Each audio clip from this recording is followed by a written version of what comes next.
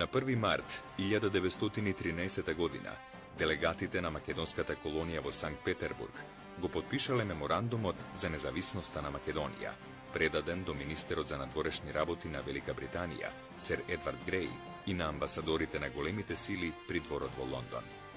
Во меморандумот, меѓу другото, се вели: поделбата на Македонија од нејзините браќа е најнесправедливиот акт во историјата на народите, газење на правата на човекот, срам за целото словенство. Турското робство е заменето со христијанско, но не е далеку оној судбоносен час, кога македонците отворено ќе му кажат на целиот свет: подобро е да умреме за својата слобода, отколку да живееме одново во робство. Затоа енергично бараме: под 1. Македонија во незините географски, етнографски и економско-културни граници да остане единствена, неделива и независна балканска држава. Под 2.